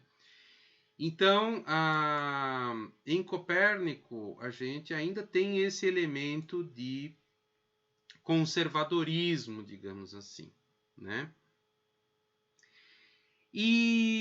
Mas há elementos de ruptura. Obviamente, Copérnico troca a centralidade do sistema, coloca a Terra em movimento. Como nós vimos, isso remete à necessidade de uma nova física para explicar a queda dos corpos dos corpos graves em direção ao centro da Terra. Isso remete à necessidade de uma nova epistemologia, porque agora o sujeito que observa os movimentos aparentes dos corpos celestes é um sujeito em movimento também. Né? Então, sim, nesse sentido tem ruptura. E há também uma ruptura por causa da crítica que Copérnico faz ao equante, né? Então, Copérnico escreve no Comentariolos as seguintes palavras. Vocês podem acompanhar aqui no slide. As teorias de Ptolomeu e da maior parte dos outros astrônomos, embora consistentes com os dados numéricos, pareciam apresentar não pequenas dificuldades. pois essas teorias não eram adequadas, a menos que se concebesse também certos equantes. Parecia então que um planeta não se movia com velocidade uniforme nem sobre o seu deferente, nem em torno do centro do seu epiciclo. Assim, um sistema desse tipo não parecia nem suficientemente absoluto, nem suficientemente satisfatório ao espírito. Fazendo um parêntese na citação, nós já comentamos que o ponto equante é justamente um expediente para salvar, a aceitação do axioma platônico. Eu vou mostrar para vocês aqui um diagrama de um artigo do Herbert Goldstein, famoso historiador, célebre historiador da astronomia. Vocês veem aí na tela. Um artigo de 2002, sobre o qual eu ainda vou falar adiante, do Bernard Goldstein, Copérnico e a origem do seu sistema heliocêntrico. Saiu no Journal for the History of Astronomy, de 2002. E aqui aparece um diagrama excelente para a gente recapitular como operava o equante, quer dizer, a Terra é indicada aqui pelo ponto T. O ponto D é o centro do círculo deferente. Então, o deferente sobre o qual vão se definir depois os epiciclos. Então, em relação ao ponto D, o movimento do planeta C é circular, mas não é uniforme. É isso que acontece quando se postula o ponto equante. O movimento do planeta C em relação ao ponto D é circular, mas não é uniforme. Então, observado do ponto D, ele pareceria ser às vezes mais rápido e às vezes mais lento.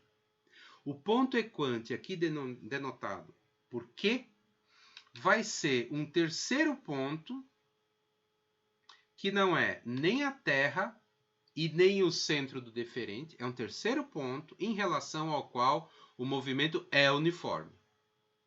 Só que aí, claro, em relação ao ponto Q, o movimento não é circular, porque Q não é o centro de um círculo. D é que é o centro do círculo, com raio R.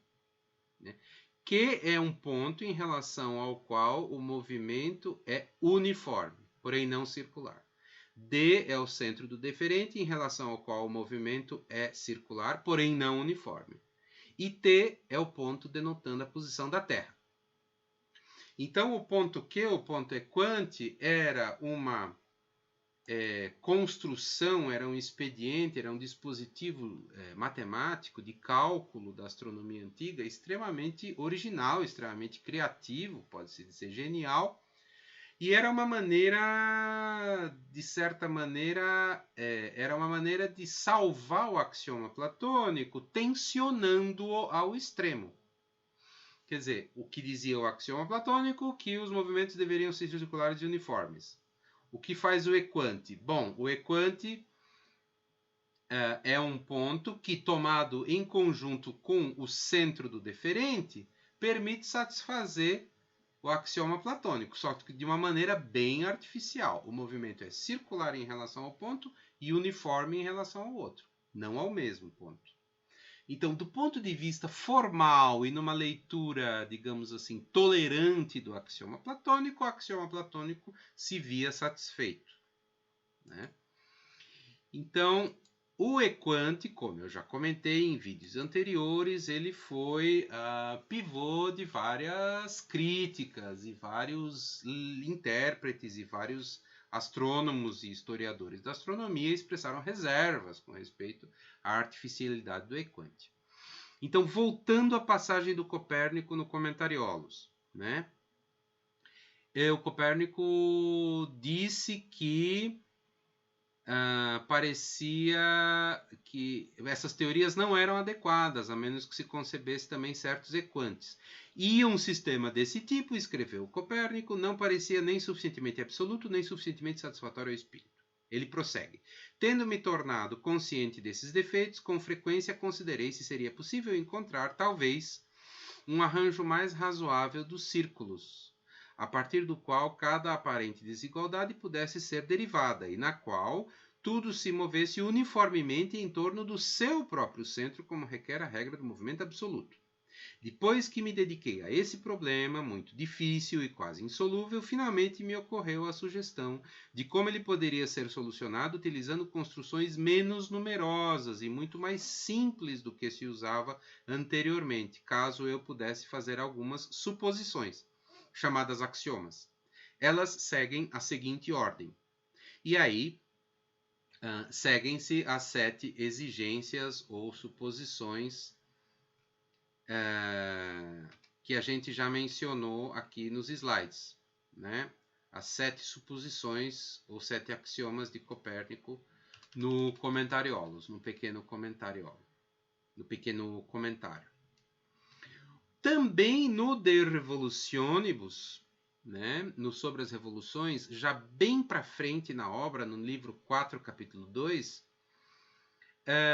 Copérnico formula mais uma vez a crítica à não uniformidade dos movimentos, que, como nós vimos, né, nessa imagem aí, inclusive do Goldstein, é justamente essa não uniformidade que é característica do equante. Então, Copérnico ali escreve, eu estou citando aqui da tradução portuguesa: os nossos predecessores afirmaram que um tal sistema de círculos está de acordo com os fenômenos da Lua. Mas se ponderarmos o assunto com mais cuidado, veremos que esta hipótese não é suficientemente adequada nem conveniente. Podemos provar isto pela razão e pelos sentidos. Efetivamente, enquanto nossos predecessores admitem que o movimento do centro do epiciclo é uniforme em redor do centro da Terra, também tem de admitir que não é uniforme no seu próprio círculo excêntrico que descreve. Segue-se a construção, eu pulo essa parte do texto. Por conseguinte, o movimento do epiciclo é não uniforme no círculo excêntrico que descreve. Foi aquilo exatamente que nós vimos no diagrama do Goldstein. Mas se assim é, prossegue o Copérnico, no livro 4, mas se assim é, que diremos acerca do axioma segundo o qual o movimento dos corpos celestes é uniforme e só aparentemente se apresenta como não uniforme, quando o movimento aparente uniforme do epiciclo é de fato não uniforme? Coisa completamente contrária ao princípio estabelecido e à afirmação feita.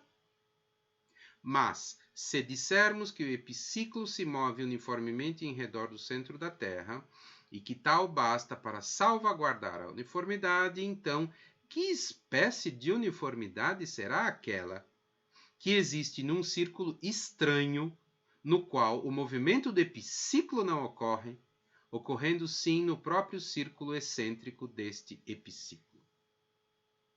É a pergunta que Copérnico deixa. Então, nesse momento, estamos às voltas com essa questão. Quer dizer, claramente, ou segundo a maioria das interpretações razoáveis, o sistema de Copérnico não é significativamente mais simples do que o sistema de Ptolomeu, se interpretarmos simplicidade como associada com número de círculos. Não é de modo algum óbvio que o sistema de Copérnico seja mais simples que o de Ptolomeu, e segundo algumas contagens, algumas formas de contar, o sistema é até mais complexo. Vimos também que o sistema de Copérnico não era significativamente mais preciso, ele não previa observações com maior grau de precisão do que permitiam fazer os cálculos baseados no sistema ptolomaico, considerando dados observacionais disponíveis na época. Também vimos com Heidelberger a possibilidade de pensar a simplicidade num outro registro, numa outra chave. Então, entendendo simplicidade como uma medida da homogeneidade, da unificação teórica, em que medida as subestruturas empíricas previstas, acarretadas pela teoria, são subsumidas numa mesma estrutura mais simples, mais unificada. Essa é a leitura de simplicidade proposta pelo Heidelberger. Vimos também que Copérnico não abandona nem o axioma platônico, nem o uso de epiciclos. Então, nesse sentido, a astronomia de Copérnico tem um elemento de conservadorismo. Mas vimos também, e com essas duas últimas passagens chegamos a esse ponto, que Copérnico, tanto no Commentariolos, o pequeno comentário, quanto no De Revolutionibus, sobre as revoluções, enuncia uma crítica, né, e mostra-se desgostoso com o expediente do equante ptolomaico.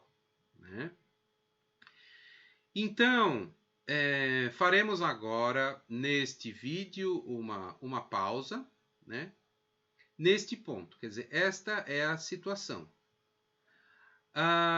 E vamos, no próximo vídeo, retomar a discussão aproximadamente deste ponto. E vamos nos perguntar quais seriam, então, as motivações para Copérnico propor o seu sistema heliocêntrico e também motivações para a aceitação do sistema heliocêntrico. Uma aceitação que foi lenta, foi gradual, não foi repentina.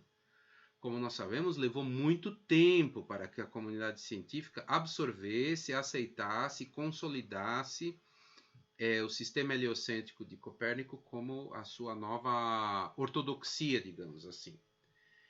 Mas então, quais seriam as motivações para a aceitação, para a proposição e para a aceitação do sistema copernicano?